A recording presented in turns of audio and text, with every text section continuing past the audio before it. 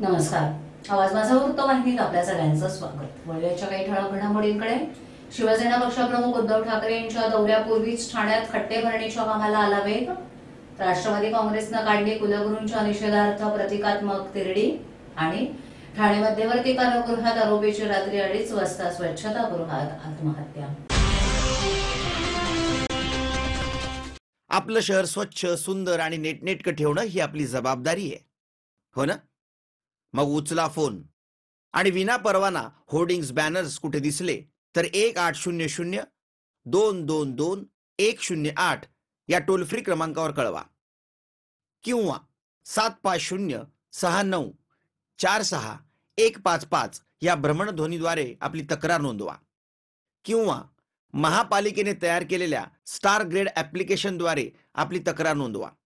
त्याची दखल त्वरित घेतली जाईल. पावसाळा सुरू झाल्यापासून रस्त्यांवर पडलेल्या खड्ड्यांच्या तक्रारी करून थकलेल्या नागरिकांना आता ठाण्यातील बहुतांश भागातील रस्ते व्यवस्थित झालेले आढळतील. ठाणेकरांच्या समस्येला मिळालेलं हे यश नसून शिवसेनेचे पक्षप्रमुख उद्धव ठाकरे हे ठाण्यात येत असल्यामुळे ठाण्यातील हे खड्डे बुजवण्याचं काम पालिकेच्या वतीनं जोमानं सुरू असल्याचं चित्र दिसतंय. ठाणे शहर हे तलावांचं शहर म्हणून ओळखलं जातं, तर या पावसाळ्यामध्ये या शहराची अवस्था म्हणजे जागोजागी पडलेले रस्त्यावरील खड्डे. या संदर्भात ठाणेकरांनी अनेक तक्रारी ठाणे महापालिकेला केल्या, परंतु पालिकेच्या अखत्यारीत पडलेले खड्डे मात्र बुजले गेले नसल्याचं चित्र या रस्त्यांवरून दिसतंय. मागील दिवसात पडलेल्या पावसांमुळे अक्षरशः रस्त्यावर खड्ड्यांची चाळण झालेली दिसून येत होती. तर दुसरीकडे मात्र ठाण्यात शिवसेना पक्षप्रमुख उद्धव ठाकरे यांच्या दौऱ्यापूर्वी आज खड्डे भरणीची कामं वेगानं पूर्ण करण्यात येत आहेत. ठाणे शहरातील विविध विकास कामांच्या शुभारंभासाठी उद्धव ठाकरे आज संध्याकाळपासून ठाण्यात असणार आहेत. घोडबंदर मार्गावरील सेंट्रल पार्क, पालिकेचं अत्याधुनिक गार्डन, जिम्नॅस्ट सेंटर असे बिल्डरांच्या माध्यमातून उभे राहत असलेल्या प्रकल्पांचा शुभारंभ उद्धव ठाकरे यांच्या हस्ते होणार आहे. या कार्यक्रमापूर्वी प्रमुख रस्त्यांवरील खड्डे तातडीनं बुजवण्याचा प्रयत्न ठाणे महानगरपालिकेमार्फत ठाण्यात सुरू असल्याचं चित्र दिसतंय. तर एकीकडे खड्ड्यांमुळे नागरिक त्रस्त आहेत, दरम्यान सामान्य नागरिकांच्या भुवया उंच झाल्या आहेत. तरी उद्धव ठाकरे यांनी ठाण्यात सर्वत्र दौरा करावा, म्हणजे त्या निमित्तानं तरी खड्डे बुजवले जातील असं मत जनता व्यक्त करते. आपल्या लोकांना भरपूर त्रास होतो खड्ड्यामुळे. काही सुविधा नाही आपल्या गरिबासाठी, काय नाही. सगळे लोक ज्यांची तीच बघते, गरिबाचं सुविधा कोणी करत नाहीत. काय ते खड्डे पडते, पाऊस आहे तेवढं पुरतं ही करायचं, नुसतं दगड दोंड्या टाकलेत ना टाकलं, डांबर होतं ना होतं अशी करते. शाळेत ने आण करण्यासाठी तरी खूप त्रास होतो आणि खूप प्रचंड प्रमाणात खड्डे आहेत, त्याने पाठदुखी तर फार होते. हां, खूप त्रास आहे खड्ड्यांचा. गाडी चालवताना खूप मुश्किल येते. मुंबई विद्यापीठाचे सर्व निकाल 31 जुलैपर्यंत जाहीर करावेत असे स्पष्ट निर्देश राज्यपाल विद्यासागर राव आणि कुलगुरूंनी दिले असले तरी या मुदतीत सर्व निकाल लागण्याची शक्यता नाहीये. वाणिज्य, कला आणि विधी विभागाचे निकाल आठवडाभर विलंबानं लागणार आहेत. तसंच यंदाच्या वर्षी विद्यार्थ्यांचे निकाल निर्धारित वेळेत लागणार नाहीत याचाच निषेध करण्यासाठी आज ठाण्यामध्ये राष्ट्रवादी विद्यार्थी काँग्रेसच्या वतीनं तिरडी मोर्चा काढण्यात आला होता. यावेळी राज्याचे शिक्षण मंत्री विनोद तावडे आणि कुलगुरू संजय देशमुख यांच्या विरोधात घोषणाबाजी देखील करण्यात आली.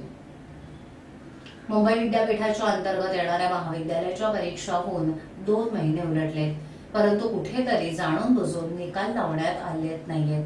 त्यामुळे विद्यार्थ्यांचं नुकसान झाले. 500हून अधिक विषयांपेक्षा केवळ 100 परीक्षांचेच निकाल लागले. त्यामुळे पुढे शिकणाऱ्या विद्यार्थ्यांचं नुकसान झाले. तर याकडे राज्य सरकार आणि मुंबई विद्यापीठाचे कुलगुरू संजय देशमुख यांनी लक्ष न दिल्यामुळे विद्यार्थ्यांचं नुकसान झाले.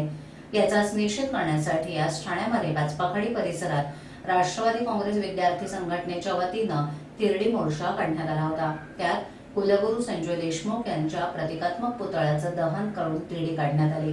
पुतळा दहन करण्याआधीच नौपाडा पोलिसांनी पुतळा दहन करू न देता राष्ट्रवादीच्या 2 कार्यकर्त्यांना ताब्यात घेतलं. पुतळा दहन न करता आल्यामुळे राष्ट्रवादी काँग्रेसच्या कार्यकर्त्यांना शिक्षण मंत्री विनोद तावडे आणि कुलगुरू संजय देशमुख यांच्या विरोधात घोषणाबाजी करत पुतळ्यावर फटके फोडून प्रतिकात्मक मटका फोडला आणि आपला निषेध व्यक्त केला. ये तो किरीटीचा फोटो दिसत नाही रे. संजय देशमुख. हा संजय देशमुख. संजय देशमुख. हाय हाय. संजय देशमुख. हाय हाय. संजय देशमुख. हाय हाय. संजय देशमुख. हाय हाय. आज अतिशय दुर्मिळप्रमाणे असं झालंय की विद्यार्थ्यांचं नुकसान झालंय. राज्यात 500 अभ्यासक्रमांपैकी फक्त 477 अभ्यासक्रमांपैकी फक्त 100 विषयांचे निकाल लावण्यात आलेत. त्यामुळे आज या ठिकाणी परदेशात जाणारे आहेत, काही लोक भारताबाहेर जाणारे आहेत, काही लोक महाराष्ट्र बाहेर जाणारे आहेत, त्यांचे विषय टांगून राहिले आहेत आणि यांचा पुढील शिक्षणाचा विषय टांगून राहण्यात आला आहे. त्यामुळे आज या ठिकाणी राष्ट्रवादी विद्यार्थी काँग्रेसतर्फे येथे कुलगुरू देशमुखांचा पुतळा जाळण्यात आला आहे. ठाणे मध्यवर्ती कारागृहात मध्यरात्री 2:30च्या सुमारास आरोपी आशिष वरणवाल यानं शौचालयात जाऊन टी शर्टच्या साह्यानं आत्महत्या केल्याचं समोर आलंय. आशिष वरणवाल याला वसई सत्र न्यायालयानं 1 वर्ष अगोदर शिक्षा ठोठावली होती. आशिष वरणवाल यावर बलात्काराचा गुन्हा दाखल होता. वरणवाल याला शवविच्छेदनासाठी मुंबईच्या जे रुग्णालयात हलवण्यात आलं आहे, अशी माहिती ठाणे मध्यवर्ती कारागृह अधीक्षक नितीन वायचट यांनी दिली. तर दुसरीकडे 6 कैद्यांच्या मागे 1 शिपाई असणं गरजेचं आहे. तर या कारागृहात मुळातच 1105 जणांची कॅपॅसिटी आहे. मात्र या ठिकाणी आतापर्यंत 3200 कैदी तुरुंगात असल्याची माहिती सूत्रांनी दिली. या घटना रोखण्यासाठी पोलीस बळ देखील कमी पडत असल्याचं चित्र यावरून समोर आलंय.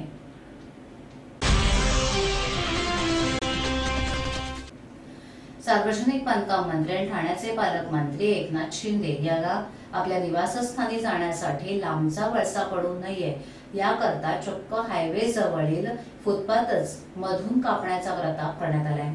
त्यामुळे येथील हरित जनपथावर सकाळ संध्याकाळ चालायला येणाऱ्या ज्येष्ठ नागरिकांसह पादचाऱ्यांना याचा नाहक त्रास होणार आहे. याबाबत पालिकेच्या अधिकाऱ्यांना विचारलं असता पदपथ कोणी कापला त्याची आपल्याला कल्पना नसल्याचं सांगत त्यांनी कानावर हात ठेवले. नितीन कंपनीजवळील काजोवाडी भागात जाणाऱ्या हायवेवरील पदपथक पालिकेनं कापून टाकलाय. जिथून हा पदपथ कापण्यात आलाय तिथून पालकमंत्र्यांच्या निवासस्थानी थेट गाडी जाऊ शकते. त्यामुळे त्यांच्या सोयीसाठीच पालिकेनं हा खटाटोप केल्याचा आरोप स्थानिक करतायत. काही महिन्यांपूर्वीच या पदपथाचं काम करण्यात आलं होतं. तसंच तिथे एक ओपन जिम देखील उभारलेली आहे. त्यामुळे सकाळ संध्याकाळ इथे पादचाऱ्यांची वर्दळ असते. पालकमंत्र्यांच्या सोयीकरता पदपथ कापल्याचं स्थानिकांच्या आरोपात तथ्य असलं तरी केवळ पालकमंत्र्यांची मोटारच तिथून जाणार नाहीये, सगळी वाहनं तिथून ये जा करतील. त्यामुळे पादचाऱ्यांना याचा नाहक त्रास सहन करावा लागणार आहे.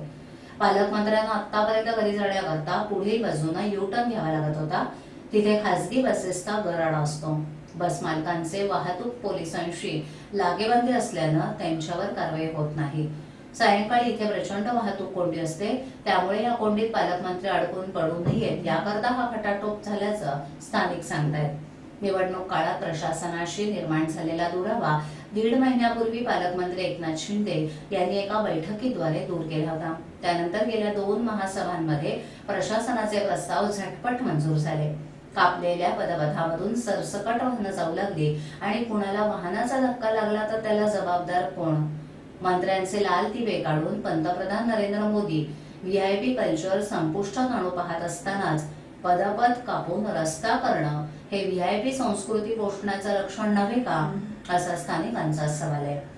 महापालिकेचे नगर अभियंता रतन अवसरकर यांच्याशी संपर्क साधला असता हा पदपथ कापून रस्ता बनवल्याची काहीच माहिती नसल्याचं त्यांनी सांगितलं.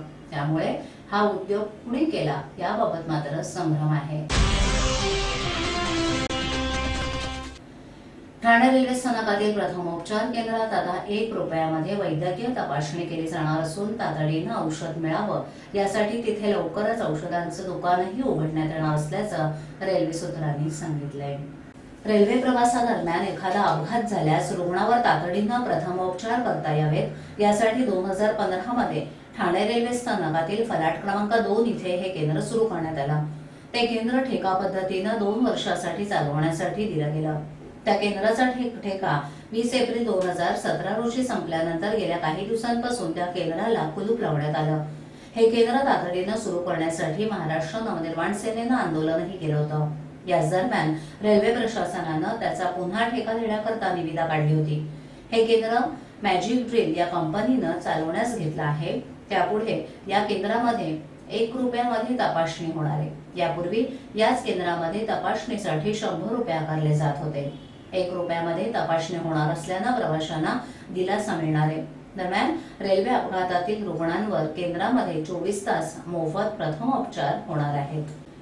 आवाज माझावरील एखादी बातमी पाहायची राहून गेली असल्यास युट्यूबवर ती तुम्ही पाहू शकता. तर मग नक्की सबस्क्राईब करा आवाज माझा.